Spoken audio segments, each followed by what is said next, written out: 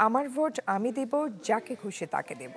ভোটারদের এই অধিকার খর্ব হয়েছে গত 15 বছরে। সেই কালো অতীত থেকে এবারে বেরিয়ে পেশি শক্তিহীন ভোট কেন্দ্রে যেতে চান সাধারণ মানুষ। এই জন্য সব দলের জন্য সমান সুযোগ ও ভোটারের নিরাপত্তা চান তারা। মারুফ চুন্নুর তোলা ছবিতে আশরাফুল আলম আকাশের রিপোর্ট।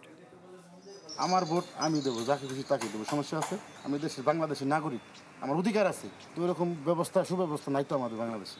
নিজের ভোটটা পছন্দের প্রার্থীকে দিতে না পারার যে আক্ষেপ সাধারণ মানুষের, সামনের নির্বাচনে তা কি ঘুচবে নাকি আবারও মঞ্চস্থ হবে ভোটের নাটক, সেই প্রশ্নের ঘোর কাটেনি তাদের।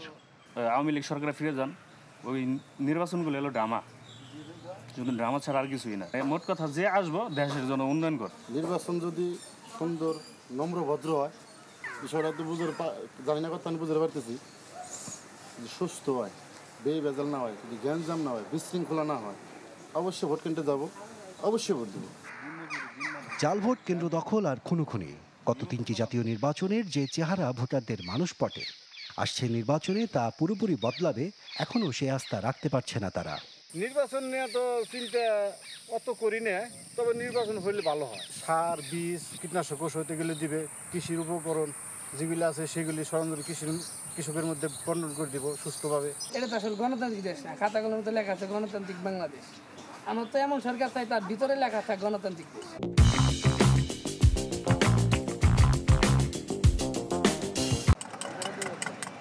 নির্বাচনী ডামাডোলে আবারও ঝড় উঠছে চায়ের কাপে, আড্ডায় আলাপে চলছে প্রত্যাশা আর বাস্তবতার ব্যবচ্ছেদ। তাই এবার রাজনৈতিক দলগুলোর জবাবদিহিতা আর প্রার্থীদের স্বচ্ছতা আতসী কাজ দিয়ে দেখতে চান ভোটাররা।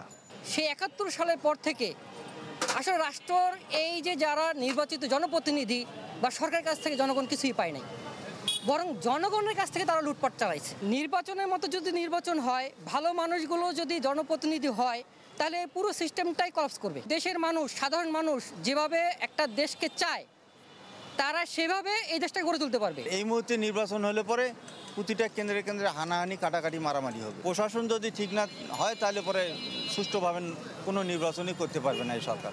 ইলেকশন হচ্ছে সবাই মিলে। নির্বাচনকে সত্যিকার অর্থে প্রতিদ্বন্দ্বিতামূলক করতে হলে সব দলের অংশগ্রহণ আর লেভেল প্লেইং ফিল্ডের কথা বলছেন ভোটাররা। সেই সাথে নিশ্চয়তা চান ভোট দিয়ে নিরাপদে বাড়ি ফেরার।